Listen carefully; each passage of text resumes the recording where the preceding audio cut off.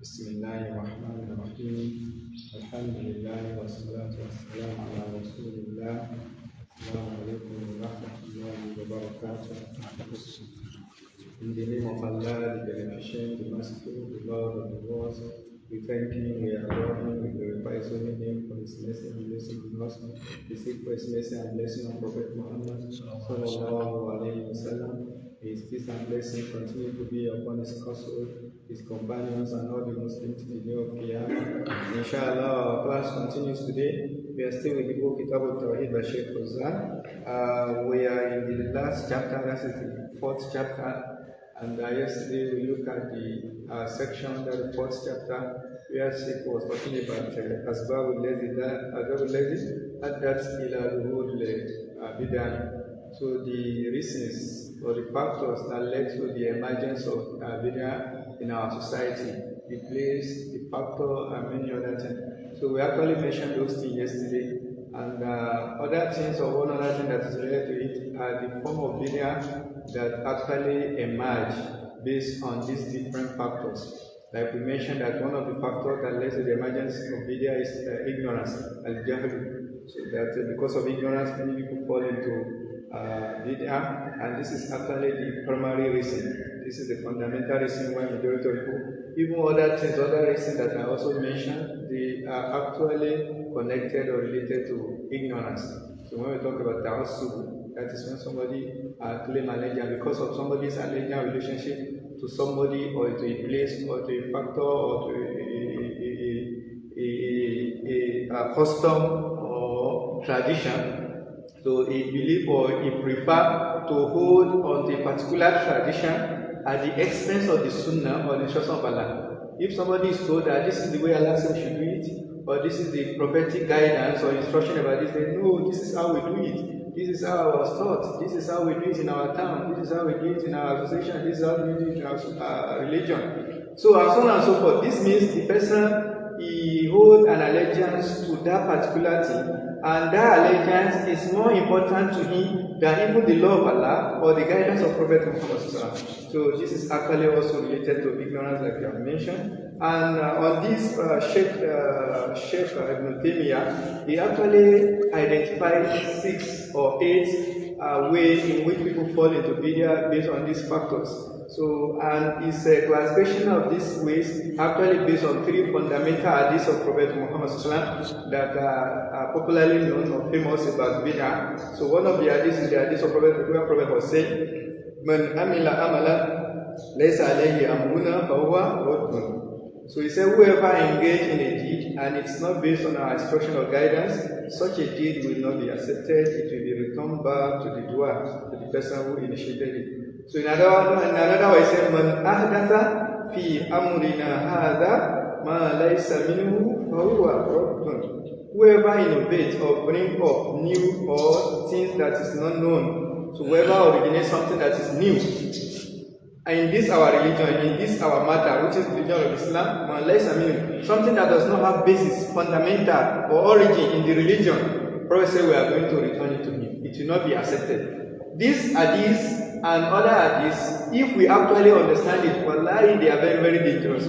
What I mean is that if we understand and study the manner in which people behave or act, especially when it comes to religion, sometimes people behave as if the religion is something that originates from their house, or from their father, or from their family, or from their town, or from their region, as if they are the owner of the religion. In other words, they do it the way they like, not according to the guidance and instruction of Allah subhanahu wa ta'ala. So this hadith is telling us that nobody, religion is not any other person's religion except Allah's religion. And the leader, the guide, the example, the model, standard for everybody to follow is Prophet Muhammad. And that is why I say, except if you have your own religion and you have your own guide or your own instructor, different from, then you can choose that. But if this is the same Islam we are talking about, it's from Allah. Allah says, "Inna dina inda Allahi wa man yabtaghi ghayra al-Islam dinan." So many verses actually talk about Islam. And Prophet said it is Prophet Muhammad he has said. He has sent to us as our guide. So anybody who choose any other way different from the way of Prophet, Allah says we are not going to accept it from him. So in this hadith, Prophet mentioned that anybody who bring up new thing that does not have basis in our religion, Allah said it's going to be returned to him. There's another hadith, the third hadith. Prophet said, "Man ya'ishu minkum fasayara ikhtilafan kathira. Alaykum bi sunnati wa sunnati al-khulafa'i ar-rashidin al-mahdiyyin." He said, anybody that lived long among you, he was actually addressing the Sahaba then. That among you, anybody, which means Bidiah has taken place or has started to emerge since very long period of time. Because Prophet was talking about the Bidiah, telling them that if you are able or you are blessed to live longer, you will start to see Ikhtilaf. Ikhtilaf here, it actually means what? Bidiah. It means deviation from God. That is why Prophet said, Alaykum bi sunnati and sunnati what? So in that case, or at that time, when you see that, then you should not follow the ikhtilaf or ikhtilafat. Then you follow what? Sunnati, my sunnah, my guidance. So based on these three hadiths and this fundamental hadiths, that is actually the guide and the principle that actually warn us on Bidiah in Islam.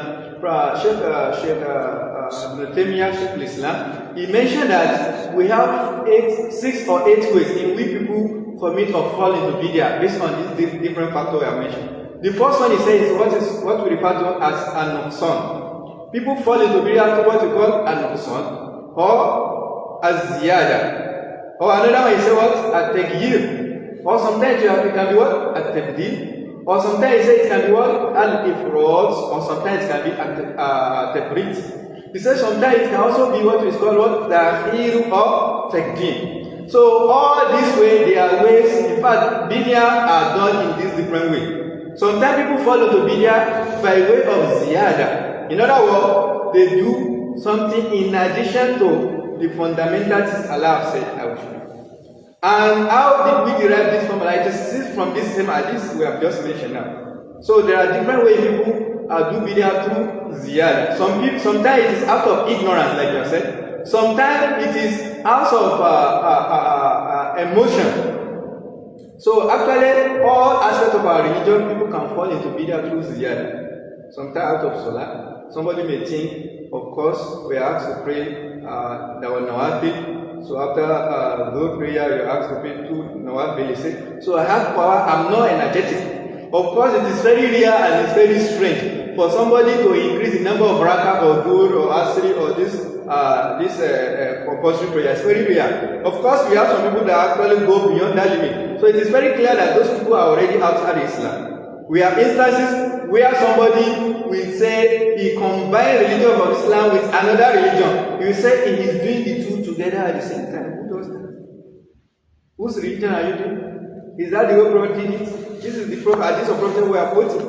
So somebody may think, of course, the nawafil we are expected to do is 2, but I have energy and I have time, so I can do 6, I can do 4. So as simple and easy that thing look, it is Bidiah.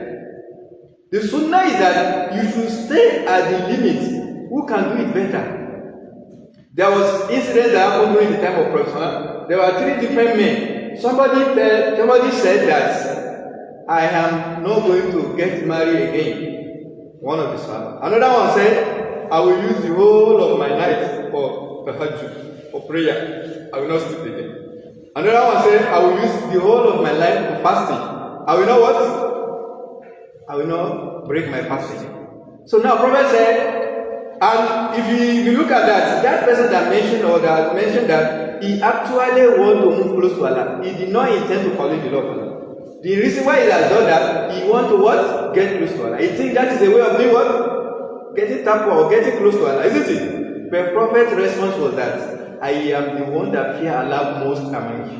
If you think you can get close to Allah through this means, you cannot get close to Allah than me. I am closer to Allah than you, and I fear Allah more than any other one among you. So as a person, I married wife. I never become so ascetic that I will say I will not get married. It is not the sunnah of what? Islam. If you see anybody that says I will not get married, that is not the sunnah. Prophet said, and nikah what? Sunnati. Faman ragiba an sunnati. So this is the sunnah. Prophet said it is my sunnah. If you say I will not do the sunnah, Prophet said you are not part of it. So the other person that said I will use the whole of my day for what? For fasting. The Prophet said, I fear Allah more than you. Sometimes I fast, sometimes I do what? Then where do you want this to take you to? So this simple as simple as it looks, it is a form of bidah. So they want to do more than the Sunnah of Prophet. So our Prophet give a guidance that if at all you want to engage in fasting and you think you have power, then you should choose the part of our Prophet Dawood that fast and break fast alternately. So a day of fast and another day of what? Of break. So you can do that. It is also, since Prophet have mentioned it has become part of the Sunnah of Prophet.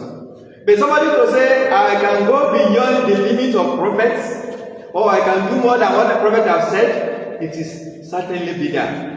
And mind you, those people that we just mentioned now, was their intention bad? Do they have bad intention? Their intention was good. Their intention is to worship Allah. Their intention was to get close to Allah. But despite their intention, the Prophet allowed them to do it. No. And that is to tell you that your intention is not enough for you for whatever you are doing to be endorsed when you fall into bidah. So we cannot say because you have good intention, then we say that thing is what is recommended or is endorsed. No, it can never be endorsed. If that would have been the case, those people would have been in the best position to have been allowed to do that because they were in the time of Prophet. They even mentioned it to the Prophet because they thought they want to do something that is commendable. But the Prophet said no. So from here we understand that for your action or your deed to be accepted, number one, your intention must be what?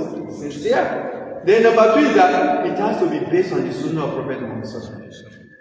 And that's according to this hadith we have just mentioned. And this correction that was done to these three people we have just mentioned. And many other incidents like that in the Quran and hadith. That anytime you want to do something, it has to be done the way Prophet Salah did it. Sometimes we think there's nothing wrong in it. Sometimes we say, what is a big deal here? That feeling or that thought that what is a big deal here is from Shaitan. So because when Shaitan wants to mislead you, he will make you to have a feeling or a sense that there's nothing big deal, there's nothing serious, and I'm not violating the deal. I did not renounce Islam. I'm still a follower of Prophet. I still believe in him. I still follow him. I'm still a Muslim. So what is a big deal? I just want to do it in a better way. So you see, Shaitan is so smart that when he wants to mislead you, it will make you to be using society, individual, or some other system as a standard to judge your life or yourself or whatever you do.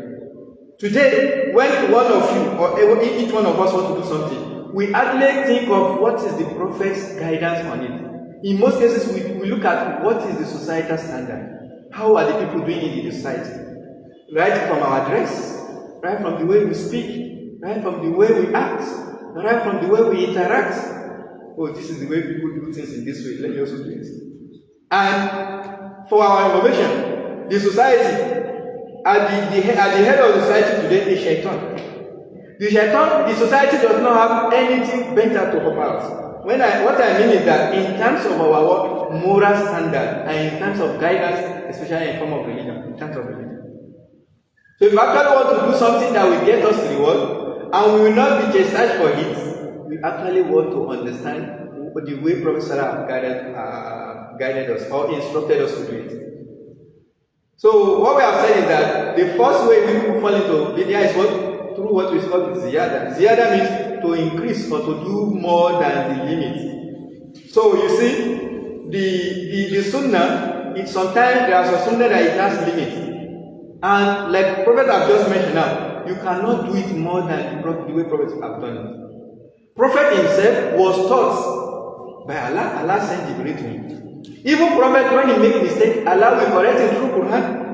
So when Jibreel was sent to him and he was being taught Quran, sometimes Prophet wants to be what? He wants to be forward. He wants to learn it very fast with also good intention. Allah said, "Wala ta'jal bil Quran."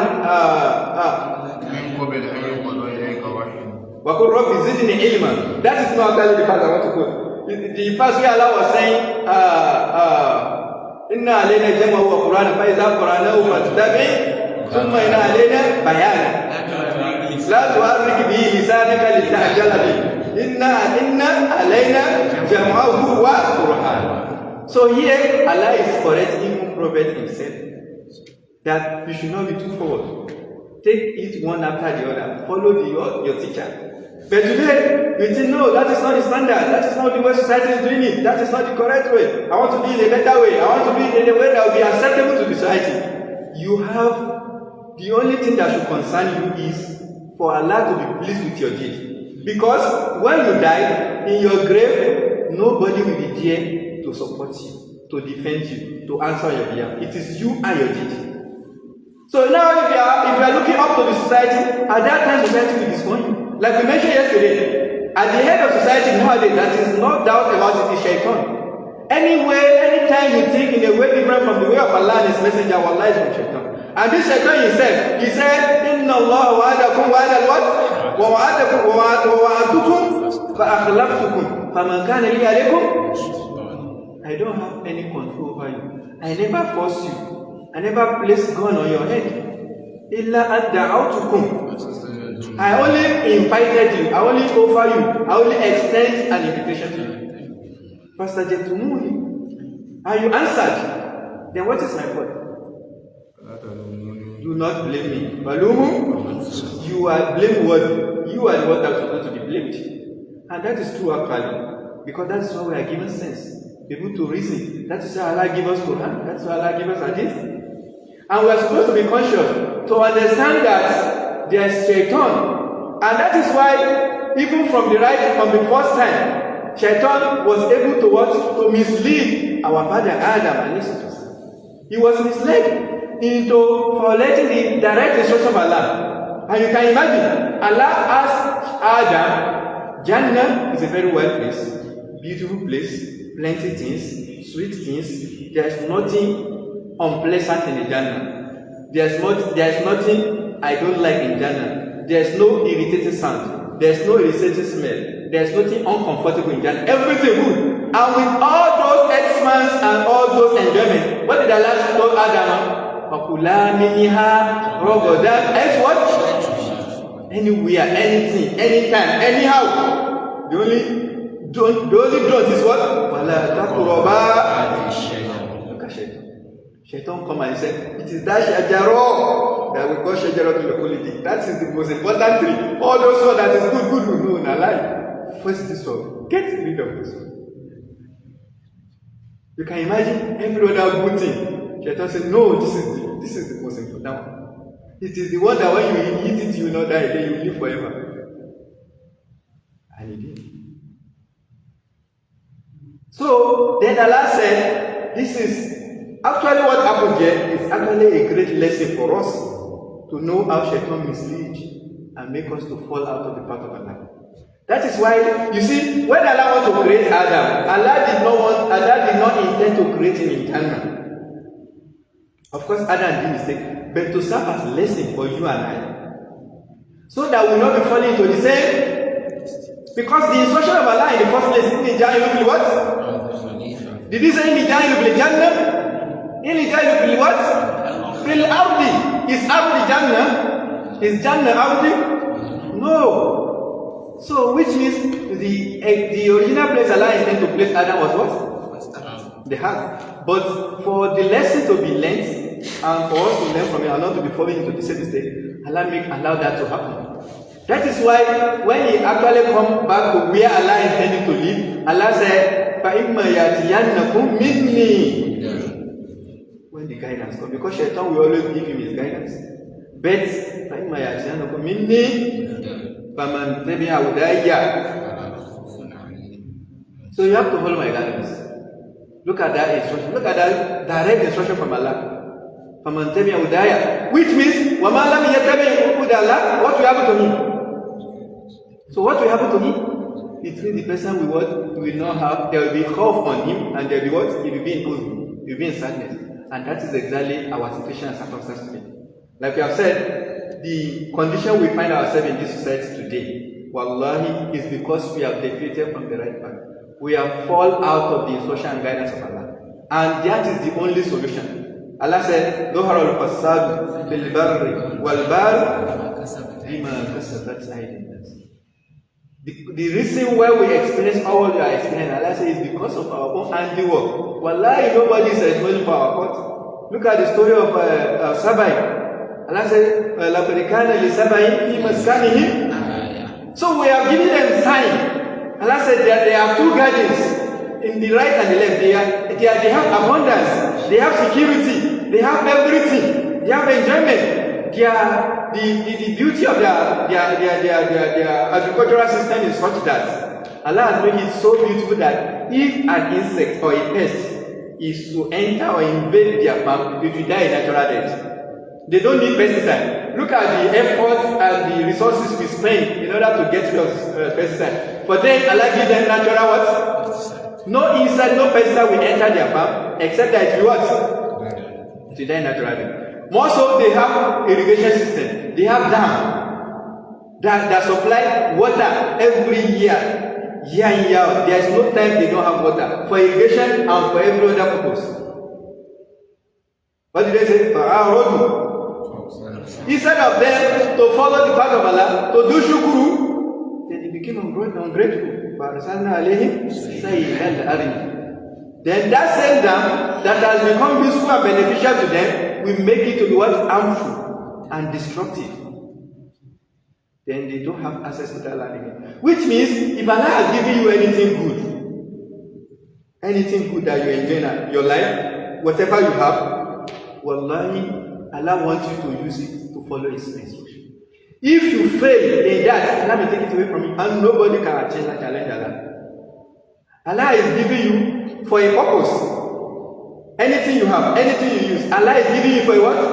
For a purpose. And the purpose is to what? To worship Him, to do the right thing. And whenever you fail, Allah will take it away. And when Allah takes one away, and you are not conscious, or you do not understand, the message that is passing is that I can actually take more than that, but I am taking only one, so that you come back to your sins and stop and change over newly. Here, ziyada is one of the way people fall into Bidiah, like I've said. So it can actually happen in all forms of ibadah. Somebody may say, like we go to Hajj, somebody may say, the Tawaf we do, or the Sa'i we do, Bain Safa wal Marwa. Somebody can say, I can do more than 7. Tawaf, somebody may say, I have energy. I can do more than what? More than 7. Or somebody may say, I am not going to do, this is the number of Hajj I'm supposed to do. I can do more than that. No, you can't do more than that. You just have to stay at the limit set by Prophet. That is what is called Ibadah. Ibadah is not that I can do it the way I like. It's also that you have to do it the way it has been instructed. So people also fall into Bidiah through what is called nuqsan. That is by deficiency or by decrease or reduction. It is the direct opposite of what you have just said. In other words, when you do deficient or less than what Allah asks you to do, through the Prophet Muhammad, it's also a form of Bidiah. Another one is what? Through taghyir, that you actually change it to do it in a way that is slightly different. Either slightly different or greatly different from the standard way you are expected to do it. You see the Tawaf we have just mentioned now. So our Prophet Ibrahim, he did Tawaf, but he wasn't the first person to do Tawaf. But because of the test Allah gave him and he passed the test, then Allah made him to rebuild Kaaba after it has been destroyed during the time of what? Prophet Nuh through the Tufan. So it was destroyed, and for that period between Nuh and Ibrahim, the Kaaba was not reconstructed. But when Allah tested Ibrahim, وَإِذْ قَالَ إِبْرَاهِيمَ رَبُّهُ بِكَلِمَاتٍ قَالَ إِنِّي جَاعِلُكَ. So Allah made him to be, everybody that will come after him, he will be the model, he will be an example to follow. So he reconstructed the Kaaba, then he did Tawaf anew, afresh. Like I said, it wasn't the first person. Even Adam, even Nuh, they also did. Prophet that came before him, even the angels, they did there and they also do in Baitul what? Baitul Mamun. So but now after many years between Ibrahim and before Prophet Muhammad, then the people of Mecca, they also continue to do the what? The Tawaf, but they have changed it totally. Allah make reference to Surah Al-Anfal. Allah say, وَمَا كَانَ صَلَاتُهُمْ إِنْدَ الْبَيْتِ إِلَّا مُكَاءً.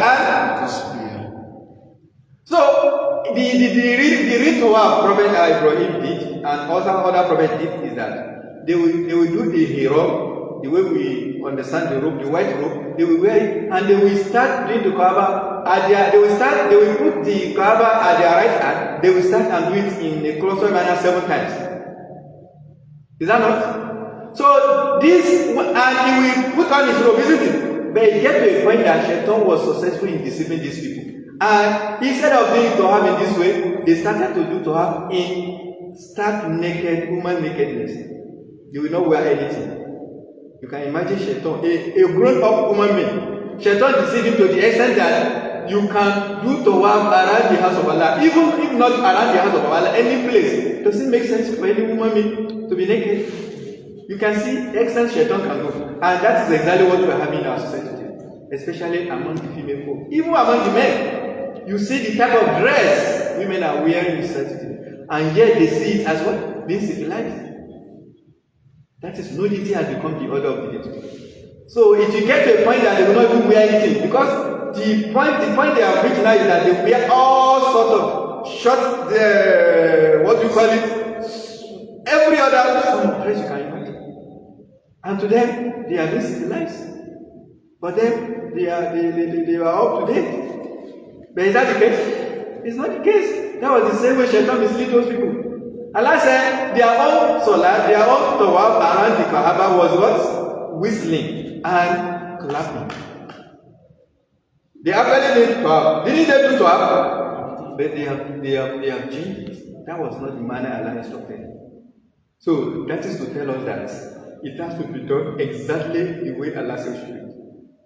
So also many other practices among ourselves today, and we claim to be following the sunnah, like we have just talked about nikah now. So if Prophet said nikah is a sunnah, then the way you do that nikah, what you do that nikah, and what you do about after that nikah, is it supposed to be different from the sunnah of Prophet? So look at the way people are doing nikah today. Who are they following? The West, the Yahud. That's what following. So something that is not even known in the Sharia of Islam, in the Sunnah of Prophet Islam. So that is the example. Today you see somebody want to do nikah, they say wedding gown. So what is that? Where did you see that? Hey, I want to give you a ring in Islam. Where? How? Which are these? When the Prophet did that? How many times the Prophet married? How many of his Sahaba get married? How many verses of the Quran talk about nikah? How many hadiths of Prophet in the Kutub of Ulama, the fiqh? So how many bab talk about nikah? Which of them can we mention point to one that talk about nikah in the way we are doing it today? Yet we think there's no problem. And sometimes say our marriage are failing today. We have a marital issue, marital discord, marital problem. Why would we not have it? Since you are not doing it the right way. Anytime Allah is not supporting something, there is bound to be a problem. Yes or no? Anytime you are not doing the right thing, there is bound to be what? Because when you see Shaitan that is encouraging you to do it in his own way, he did not actually like you. Can Shaitan like you? Inna Shaitan kana lakum fattakhidhuhu. If you have sense, Shaitan is your enemy. Take him as who? As enemy. But he will be guiding you, deceiving you. When you follow him, he actually wants you to fail. You see, Shaitan will not ask you not to do nikah. He will ask you to believe. He will make you to do it in the wrong way. And he will also make sure that your nikah fail. One of the things that please Shaitan most, one of the things that make him happy most, is a failed nikah. There's one hadith of Prophet. He said, on every day, at the evening, Shaitan has a throne. He will put the throne on the ocean, on the sea, and he will sit there.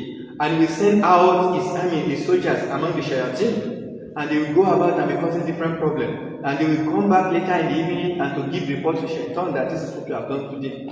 Me, I have made this person to cheat. I have made this person to backbite. I have made this person to gossip. I have made this person to lie. I have made this person to violate this person's rights. All those evil you are committing, you and I, they are the handiwork of the soldiers of Sheikh. That has to say. You will not see them, of course, but you are, like Allah mentioned, إِنَّهُ يَرَوْنَكُمْ مِنْ حَيْثُ إِنَّهُ يَرَاكُمْ هُوَ وَقَبِيلُهُ مِنْ حَيْثُ. He and his soldiers, they see you from where you don't see them, which means they see you, but you know what? You don't see them. So if that is the case, it means most of these things, the way we are violating the law of Allah, it's as a result of what? The animal. But all of them, when they come back to give report to Shaitan, Shaitan will say, Bisama fa'alit. Bisama, you have not done anything. What have you done? You have not done anything. But if somebody came come and he said, I have caused talaq. I have caused dissolution, I mean break, what do you call it? Divorce. I have caused a divorce between husband and wife. You say, move close to me. Shaitan will hold him, he will embrace the person, and he will give him a what? He will give him a crown. That is to tell you how important that is. And in the first way in which you did it, who have encouraged you to do it that way in the first place? Shaitan. Wallahi, it will continue to be like that, except to come back to the right path. So what we know in the Sunnah of Prophet is that, and like many hadiths of Prophet said, the most blessed nikah is the one that is most simple in terms of everything. It's act of worship. You don't need unnecessary publicity. It's not necessary. You want to worship Allah. It's a way of worship of Allah.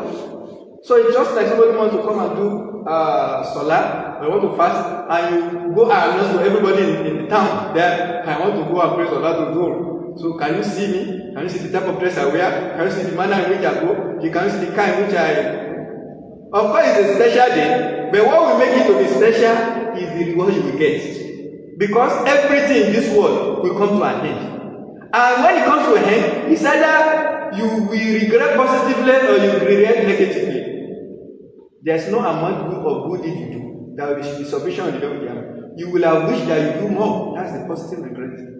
But for negative regret, if you have done it the wrong way, it will come to an end. There's nothing that lasts forever. Everything has time, everything is transient, even the whole world itself. So if that is the case, why should we be wasting our time in falling into satanic trap? Not only this, even when we give back to child, we want to do our people. Shaitan also come around. So look at the manner we do our people. As if it is not part of the Sunnah of Prophet. How many are these? In fact, there is a book of, there is a chapter for it in the fiqh. There are many hadiths. So, Prophet, we have guidance of Prophet how to do our people. But today, people will say this is an opportunity to what? To form a very great party. And invite all the friends of Shaitan. And you see many daily, many over men. And you see many dance. And they will just be throwing different parties and be causing all from the Shaitan. So this is actually not correct. So there's Sunnah of Prophet and there's a way to do it. And the only way we can get the word. If you see, another problem is that all these things, why we are easily falling into this mistake, is because of ignorance. Not only ignorance, it's because we want to be equal, or we want to maintain the modern standard. So we want to do it the way society do it. That's the problem. You see, sometimes people feel ashamed that I don't want to do things in a way that will be different from the way other people are doing it. If I do it, they will mock me. They will laugh at me. You know one thing? If you want to do the right thing, you'll be mocked. People will laugh at you. If you want to do right thing. But if you are the one that doesn't want to be mocked or to be laughed at, it will be very difficult for you to do what? To do the right thing. Wallah, it will be difficult. That's one of the hadiths of Prophet. He said, when it comes to the end of time, he said people will be practicing religion. He said, their similitude will be that somebody who holds a firebrand in his hand. Something that is very hot. So you mean it is not difficult, it's not easy to hold, isn't it? So that will be the similitude of people who will be practicing religion in the right. Prophet described as what? Al-Ghuraba, the stranger. You will be strange among people. People will look at you. You are strange. You are not like us. You are not doing the way we are doing it. And what did the Prophet say? Tuba lil what? Prophet. So you have to be a what? A gharib among people if you actually want to practice religion. Otherwise, you'll be falling into error. You see, like you mentioned, ikhlas is part of the religion, isn't it? If your intention is that I want to do it the way people are doing it, you are failing in the intention. You will surely fail. Because your intention is to what? To impress. To impress people. Or for people to see that I'm also available. I'm also here. I'm also existing. Your intention is no more to what? To worship Allah. And your intention is supposed to be to what? To worship Allah. And if it is going to be worship of Allah, the intention will be ikhlas, there will be sincerity, and it will what? It will follow the Sunnah of Prophet. So, apart from the gift, we actually have many examples in which. So look at the adhkar. Didn't Prophet do adhkar during his time? Didn't he teach us how to do adhkar? Today, we have some people when they want to do adhkar, they will be dancing, serious dance. So the question is that, can you cite one hadith that Prophet did it like this? There was an incident that happened after Prophet Muhammad in the Masjid of Prophet, Masjid Nabawi in Medina. So people gathered in the masjid and they were doing adhkar. They were mentioned. Adhkar is a very great form of ibadah that is praised by Prophet and also Allah in the Quran. It's a very good. In fact, it is one of the ibadah that Allah that is most loved or beloved to Allah subhanahu wa ta'ala. So that's what we are saying is not to do adhkar. It's very commendable. And adhkar is supposed to be something we do more than every other thing. There are different types of adhkar, but it can only be rewardable if it follows the words, the conditions of acceptance of it, like you have just mentioned. So they gather in the masjid of Prophet Muhammad and read adhkar in group. Abdullah ibn Masud approached him. Then he dispersed them. He said, how many years ago? It is not wrong that Prophet have left us. Then you want to create something new in the religion of God. Is what they were doing wrong? Is it wrong? It's not wrong. What they are doing is not wrong. It's commendable, but the manner in which you are doing it. And that's exactly what you are doing. So if you want to do adhkar, there are ways Prophet did it. Prophet did it. Can you do it more than the Prophet himself? So, and one thing we fail to understand is that if you want to get the reward appropriately, even like one day somebody was, I think one of the web operators, he was using stone or some things to count the number of adhkar he did. The Prophet came and he advised her that. So within that short period she has done that, you can do adhkar within a short period of that the reward will be far more than what you can do within this, with all what you are doing. He said, if you can say Subhanallah adada khalqihi wa zinata arsihi wa midada kalimatihi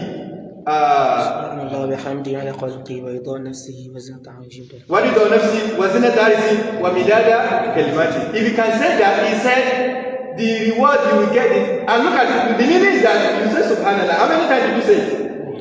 But you liken it to the number of these things you have mentioned. Nobody can mention any other thing that is equivalent to your reward. And is it up to 1 minute? It's not up to. And but somebody will sit down and be using hours. Somebody can even say, I want to do this adhkar 1,000 or 1 million times or 1,000 times. Who are you emulating? Who is your model? Which sunnah are you following?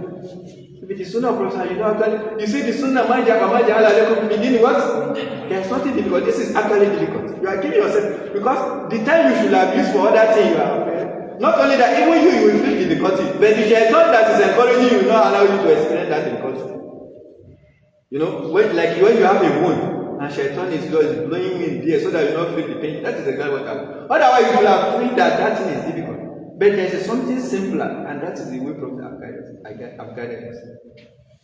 So, like I said, adhkar is commendable. Prophet said, Kalimatani, Fafifatani Allah, Habibatani ila, Bekilatani il, Subhanallah, Bihamdi, Subhanallah. So, look at that thing I've just said, as simple as that. Prophet said, it can fill the whole of the world. But immediately you do it in the wrong manner, or the way that is not commanded or instructed by Prophet, you have lost that reward. If it is actually the reward that we want, it can easily be clear. You will actually want to do it the way you get reward. It's just like somebody that wants to live in a place. Maybe you are a stranger somewhere and they tell you that these are the rules and regulations of this place. If you actually want to live here, these are the laws. You know that if you violate that law, you either be sent away or something, you'll be punished appropriately, isn't it? You will not want to violate that. You want to stay within the limit of the law. So that is the same thing for those of us that are claiming to worship Allah. If actually we want the reward and we want to get Allah's mercy, we will not want to go beyond what Allah has instructed. Is it not the reward we want? It's the reward. So this applies to all. Like during the Ramadan, especially on the night of Laylatul Qadr, some female will say they want to make sure that they also witness this day and they also engage in Ibadah on that day. And if they are on their period that day, they will say they will use pill that will stop it. So that is not ibadah. You see, what matters most in ibadah is your intention. What matters most is what? Wallah is your intention. If you intend to do, like Allah mentioned in I think Surah Al-Anfal or Surah Al-Imran, if you have intention that you are going to jihad, or you are going on the path of Allah, but you cannot reach that destination, your destination, you died on the road. What did Allah say? Allah said, I will surely reward you. So did he do it? He didn't do it. What happened? His intention. But he had good intention. The same way, you don't need to stop anything that is natural from Allah. Anything that comes from Allah, you don't need to stop it. You don't need to disrupt it. It's a guidance, one of the law of Allah. Let allow everything to go their natural way. Your intention is what matters. You can even get the reward more than somebody that engaged in it physically, if you have good intention. Your intention is that if I was able to witness these days in good condition, I will have done this, I will have done that, I will have done this, I will have done that. All those things you have intention, you get there. I will have stood up during the night to do tahajjud. I will have given sadaqah. I will have do silatul rahim. I will have done the, I will have done. All those things you have the intention of doing. Even you are able to do it, Allah will watch you. It's just like somebody that had the intention of fasting the month of Ramadan from the beginning. Then he fasted one and he died. He fasted how many? But right from the beginning of Ramadan, you know you start with the intention, isn't it? The intention is that we fast what? Allah is going to reward you all this. You are going to get the reward. There is one hadith of Prophet. He said, anybody who is sick or is on a journey, you know, when you are sick, you may actually pray in the way that is slightly different. Like Prophet said, if you cannot pray standing, you pray what? Sitting. If you cannot pray sitting, you pray what? Lying or right. If you cannot do that, or your back. Isn't it? Even if you cannot do that, any way that is possible for you. But the question is that, are you going to get the same reward with the person that pray properly standing and do all of that kind of stuff? Are you going to get the same reward? The Prophet said, the reward you are going to get will be based on the way you are doing it before your sickness. If you are the type that do your salah in the best manner before you sick that you cannot do correctly, Allah will be rewarding you the way you do before your sickness. The same thing when you are on journey. You know you are allowed to do salah to what? Because isn't it? So that's another area some people make mistake.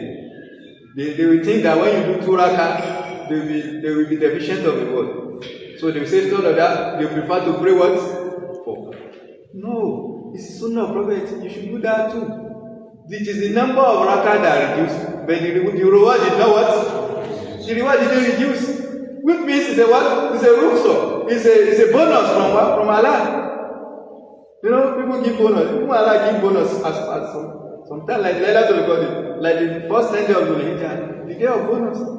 The rakah reduced, but the reward will never reduce. The manner in which you used to pray before you travel, that is exactly where Allah is going to reward you. So we can actually not exhaust those areas. People make mistakes. Even like we have just talked about Aqiqah, Nikah, and Kaf, and many others, it affects all aspects of our life. There is no aspect of our life Prophet has not given us guidance on how to do, whether ibadah or muamalat. So we should pay attention to that. If we have not understood the sunnah, if you are the one that intend or that want to reward, you will ask that what is the prophetic guidance on how to do this? You will ask. But if you don't care about the reward, you will not ask. Like one incident that happened, Ali bin Abi Talib mentioned that if religion was to be by rahim, by human intellect, he said it would have been better that somebody should wipe the sole of his shoe than to wipe the what? The heel, the top of the shoe. Because the instruction is that you should wipe the top of it. But if you want to judge by your human intellect, you will prefer that you observe that the top of the shoe is supposed to be what? I mean, the sole is supposed to be what? To be wiped. But the sunnah said no. Which means you have to stay at the limit. You have to observe the right thing. Otherwise, you will fall into what? Bidiah. So apart from tagir, there's also tabdil. sometimes people replace the deen completely. In other words, they will do something that is different from direct instruction of Allah. Like Allah mentioned about those who want to change the law of Ghanima. Allah says, they want to change the law. Not necessarily the law, but how to do it. What Allah instructed to do.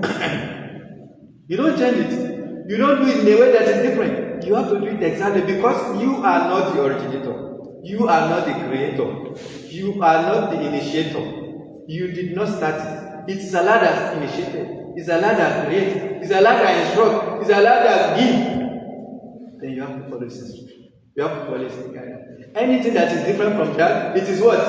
It's for shaitan. إنما يدعو حزبه يكون من أصحاب السعير. And shaitan, when he asks you to do this and do that, he actually wants you to be part of the fire. It does not happen. And you know, you have time to sleep. You have time you what? You wake up. You have time you go to work, or to go to class, or to go to some activity, isn't it? But shaitan does not have any such thing. 24/7, the shaitan assignment is what? It's how to mislead you and I. That is what it is. 24/7. He doesn't have time to sleep like you. He doesn't have any work. He doesn't have any official duty. No, his official duty is to mislead you. And one of the standard way of misleading you is to make you to fall into Bidiah. And when you fall into it, the meaning is that you not get reward from Allah. So we are actually not talking about people that make mistakes. We are all human beings. We can make mistakes. But how did you intend to do it? Did you make effort to do it the right way? If you have done that, and your intention is good, and you finally or constantly make mistake, then Allah will still hold you. رَبَّنَا لَا تُؤَاخِذْنَا إِن نَّسِينَا. So if you make mistake or you do something forgetfully, the prayer Allah has taught us through His Prophet is that Allah will not punish you for that. So what we are saying is that sometimes people can fall into Bidiah by what? By Tawheed. In other words, by replacing the act of Ibadah itself. By doing something totally different from what Allah and His Messenger say we should do. Today, what Prophet instructed us to do is what? A nikah. But today we have to say boyfriend and girlfriend. And people don't even see anything wrong in it.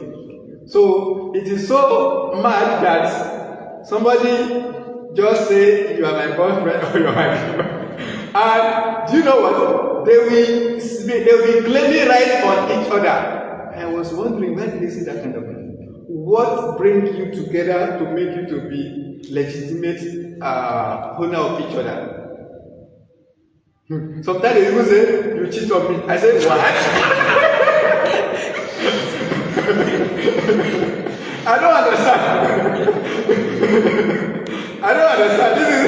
This is very funny. How can a boyfriend be telling a girlfriend you cheat on me, or a girlfriend be telling a boyfriend? In the first place, how do you become legal? Two of you. All of you are cheaters. All of you are criminals. So the issue of the cheat on me does not arise. There is nothing like that. It is what Ziyada do what? Fil ismi. That statement is said. So people have changed nikah, and that is why people sometimes don't even bother to do the nikah at the right time. Because the Prophet, the instruction of Prophet is that he said, what is it? What is the hadith? The hadith of Prophet is that whoever has attained Bidiah among you, he should do what? So in other words, anybody who has means to do nikah. You see, sometimes you say, I am young. But you are young, but you can notice a woman.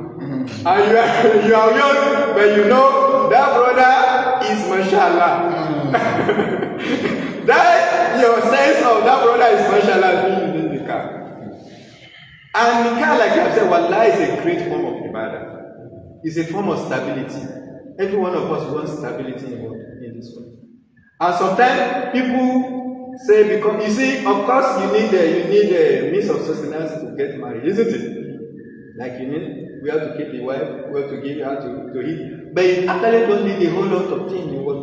Because nikah itself is a source of what? source of blessing. It's a way of blessing. It's a way of being blessed by Allah. Even one hadith of the Prophet said, Ghaniyun binu Ghaniyun. He said, a rich, that is the son of rich person, is somebody who have done nikah, even he is poor. He said, Fakirun is somebody who did not do nikah, even he is rich. Your richness is useless. There is no meaning. It is sunnah. Prophet said nikah is what? Is that not even enough for you to see that something that is necessary to do? It's necessary. It's important. But today, because I have a boyfriend, I have a girlfriend, so when I have something that disturbs or bother me, I have a girlfriend to share it, so you didn't even think of the You see all of these people that say, I'm still young. Let there be a law that there is no boyfriend, no girlfriend. You see all of them with you. Yes or no? Yes now. Because this is how Allah created us. We have biology, we have chemistry, we have physics. That's our body. You cannot just violate any of those systems. There will be consequences. And even that form of violation again, there is going to be consequences in the future. So it's a form of what the deal of sunnah of Allah. There's a sunnah for everything. There's a way of doing anything according to Allah and His Messenger.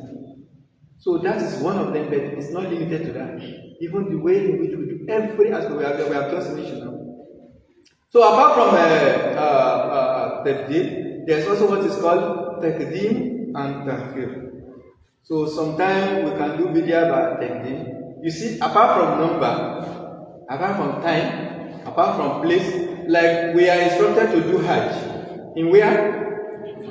Do you know that some people have, it's India or which country, they have constructed one Kaaba there. Even I learned that even in Mamlaka, Saudi Arabia, I don't know how true that statement is, that they want to create one new modern city, and they are going to create something similar to Kaaba there. I don't know how true that statement. But if it happens, it's still a form of Bidiah, even if it is Saudi Arabia, because that location of Kaaba is instructed by who? And it's directly above what? Baitul Ma'mur. If you do something, if you remove it from where it is Bidiah. If you take it to Medina, if you put it inside the Masjid Nabawi, inside the Masjid of Prophet, it is still Bidiah. So it just has to be done there, and it has to be done the way Prophet should do.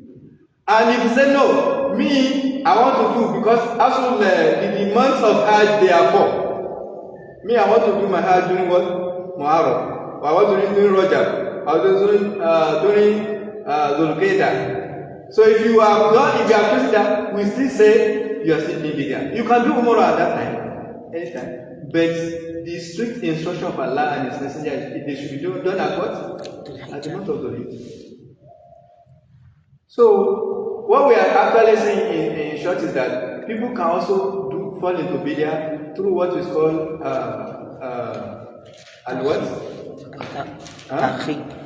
Ta'khir or technique. In other words, you do it ahead or you do it before the time. So apart from time and place, like we have Salatul Dhuhr and we know the time. We have Salatul Asri and we know the what? We know the time. So if somebody intentionally, even if it is ignorantly, you will still be responsible, because you have the responsibility to learn about the time. So if it is an exam you want to write, won't you care about the time? Won't you care about the time and the venue? Will you not say so? Since I know I have exam, I will not care about the time and the venue. Can you do that? So why will you not care about the time and the venue of the Ibadah of Allah? So it's still part of the what? Sunnah, and it's one of the way people can fall into what? Bidah, like you have said. So if like somebody said, I want to pray Maghrib at a time before the sun reached the horizon, before it reached the overhead. You see, the time of Maghrib is during the time of what is Zawal. That is when the sun starts from the east and started to rise until when it reached directly overhead. Isn't it? So at that time, you are not supposed to observe even Nawafil at that time. Prophet prohibited. So immediately it tilts towards the west at any distance. it is time for Dhuhr. That sometimes can be 12 something. Isn't it? Yes. It sometimes can be, it hardly can reach 1. That is the first. But those prayers, Dhuhr and Asri and the Isha, Subhi, they have range. They start at a time and end at a time. Isn't it? So if you look at the time we pray Dhuhr and Asri these days, you see that if you tell somebody that it is time for Dhuhr at 12 something, it will look very strange to me. What do you do? And one of the reasons is that we have calendar. Is the calendar at this? No. Is at this calendar? No. Oh. So calendar can guide you, but you are supposed to make use of those things. Look at the sun. Is it not physical? Is it not easy to know, to trace? So immediately it tilts towards the west. That's the time of Dhuhr. That's when it starts. And it will continue until when the shadow of every object is equal to its length. You see, the sun is coming like this, isn't it? Your shadow will be at the opposite of the sun as it is coming. So immediately the sun moves towards this direction, your shadow will be like this. So, and when it is directly over your head, you will not have any shadow. Isn't it? Then, when it tilted, the shadow will grow small. It will be growing, as the moving, it will be growing. There will be a time, your shadow will be equal to your length. Not only your own, anything. That is the time of Dhuhr ends. And that is the time of Asri what? Starts. But do you know it is very possible for us to pray Dhuhr at the time of Asri? Sometimes ignorantly. Because some people have believed that the time of Dhuhr starts at 2. There are some places that they don't even know the name of the Salatul Dhuhr. They say the prayer of 2 o'clock. Yes. Some will say prayer of 4 o'clock. They don't even know, say they call it Salatul Asr. This is prayer of 7 o'clock. That is Salatul Maghrib. And since it starts at 2 o'clock, it can extend to what? Since that one starts at 4 o'clock, it can extend to what? Maybe 3 something before 4 o'clock. But that may be a mistake. You see, the range of the prayer, this time range, sometimes it can be 2 hours or more than 2 hours. But it is very difficult for it to be more than 3 hours. Sometimes it cannot even reach 3 hours. If we said Dhuhr start from 12 something, let's assume, by that assumption, let's assume it start by 12:30. If you had, let's say you had 2.5 hours to 12:30, what is that? No. 3:30, isn't that? So which means sometimes that is the time of, we just by approximation. Yes. And somebody that thinks time of Dhuhr is with this day hand. So if you pray at 3 something, maybe it's praying time of Asr. Inna salata kanat ala al-mu'minina. It has a fixed time. So you are late at 3, you are late at 3. So I've been notified that our time is up. Inshallah, we'll continue from that same point next time. May Allah forgive us our shortcomings. May Allah give us better understanding of speech. Subhanakallahumma wa bihamdik. Inshallah, la ilaha illa anta astaghfiruka wa atubu ilayk. Assalamu alaikum wa rahmatullahi wa barakatuh. Let us say Jazakumullah khair. We ask Allah to reward our son abundantly and bless everyone of us. We ask Allah to make this lecture to be beneficial and useful to every one of us in our daily activities. If there is any question from the listeners, one, two. So, like when you are talking about the askar, so assuming askar after salat like subhanallah 33. So maybe I was in a hurry. I cannot recite 33. I just recite one subhanallah alhamdulillah. It's also for Bidiah. Yes. Because the instruction and direct instruction from Torah he used to do 33. So if your intention is to do that as how Prophet has prescribed, then you just have to do that number. Shaitan can make you to be in a haste. Can create something reason for you not to be able to do it. So if somebody forgets or there's an emergency not to do it, that's a different case. Than for you to say, I do 3 in place of that 3. That one is wrong. Maybe there's an emergency or you forget and you didn't do it. That was a different case. You understand? But you, what you did is that I know it's at 3, but I do 3 with the intention that it represents what? What type of mathematics is that? So it cannot be correct. Now. No, my question is that, like now, someone was captured by a bandit. Somebody was captured by a bandit. Okay. For like 1 month. So, and you don't have the strength to pray, maybe for those 1 month. After he was released, is he going to pray all those salah that he was missed? Or now, so one thing you have to understand about prayer is that it's the only ibadah Allah does not forgive or forgo or leave for everybody.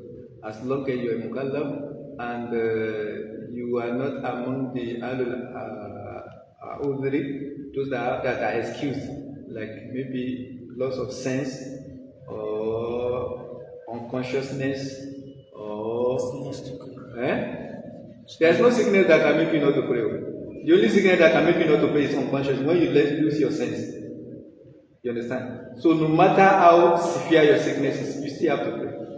You understand? So if you see, you are talking of bandits, isn't it? But between bandits and fighting war, which one is more difficult? Yeah, they are related, isn't it? But in this case, you are even fighting war that you can even be killed at any time. Yes or no? Yes. So is it not more dangerous? But of course, bandits may be torturing you or maltreating you or dehumanizing you. Of course, that is possible. But that of war is even more serious. You understand? So even during war, Allah did not forgo salah. You still have to pray. The only thing is that the manner in which you pray will be different. So the same thing applies here.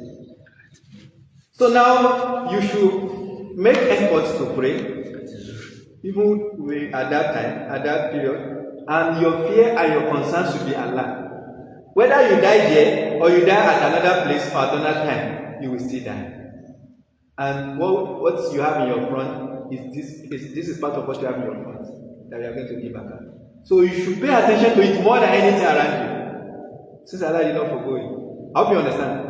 So you should attempt to pray the right manner. If you are not allowed, or in the first place you cannot even have that access, then even sitting. If you cannot perform ablution, you can do tayammum. Even if you cannot do tayammum, do it with your heart. That this is time of dhuhr. So I am performing ablution, you are imagining it. I am performing prayer, you are imagining it. So if you are able to do it with gesture, even with movement of your hand, you just have to do it. Like somebody who is very sick, and he cannot move his hand or his leg, he will still pray. So even by moving his eye or by moving his head, you still have to pray. I hope you understand. So if that is even them, they still have to pray.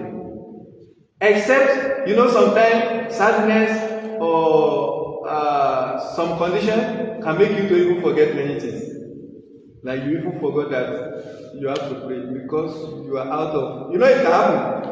Because that situation is a very dangerous situation that somebody may not even be with his right sense, isn't it? So that case, you may be over, maybe forgiven, but if you are conscious, you know what you are doing, and you don't forget, you have to pray. The manner in which you pray is different, but you just have to pray. Allah didn't forget it. Now. No. Continue to that question. So it just assume that the person did not pay for that month. So how can you repay that's what. So if the failure to pray is due to maybe situation you pass through that your mind is not even there, you are out of your mind, or like he mentions friends. If it is friends like you don't have enough energy, no food, nothing, you understand, no water. So that your mind, as it's time for do, then you even if you cannot do anything. But with your mind that I'm performing ablution, then I'm observing this prayer, that will suffice. I hope you understand. But if you know and you just feel that because of my situation, Allah will forgive and forgo, then you are a sinner. And how to make it up? The scholars they divide into two. They have two popular opinions. Some say you don't even have to observe it again. Because like fast we just quoted now that prayer has a prescribed time. You understand? All you need to do is to engage in what? Istighfar. That Allah should forgive you. Because Allah, in Allah, what? Allah is not forgiving. He can still forgive you, but you will not have to. The second opinion is that you should observe it and still be seeking for forgiveness. You should observe it and still be seeking for what? Forgiveness. But if it is forgetfulness, like you forget, like you don't even know that you are supposed to pray or it is time for prayer, anytime you remember you prayed. It's an addition. He said, Man nasiya an solati aw nama an solati fal yusalliha ina what? So he should pray it whenever he wakes up or he remember. Maybe it is intentional. So this is the true opinion, popular opinion about it. Allah Ta'ala. My own question is that what is the difference between a Tawheed and a Tabdil? Taghyir. So Tabdil is to replace. Taghyir is to change. Like you bring something different and put it in place of another thing. That is Tabdil. You understand? But Taghyir does not mean you replace it, but you change it. Like Allah mentioned in Surah An-Nisa about Shaitan. Allah said, In yad'una min dunillah illa inada wa in yad'una illa shaitana la'anahu Allah wa qala. Where I want to use it now, I say, Wala amrunahum fala what? So Taghyir, that's Taghyir, which means doesn't mean they replace that person. So it means you change the way Allah creates you. Maybe you make a hole in your ear, or you do tattoo, or you make changes in your creation. So this is the way Allah creates you. You don't change that like that. Now, regarding the issue of the askar, if you want to do it like this, subhanallah, alhamdulillah, can you join it together or it's not allowed? You have to do it, subhanallah, you have to do it separate. Yeah, this is a very good question. The sunnah or the correct sunnah or the correct manner is that you should do it, subhanallah, walhamdulillah, what is it? Subhanallah, walhamdulillah, wa la ilaha illallah. Subhanallah, walhamdulillah, wa la ilaha illallah. Subhanallah, walhamdulillah. That's the best sunnah of them. Now.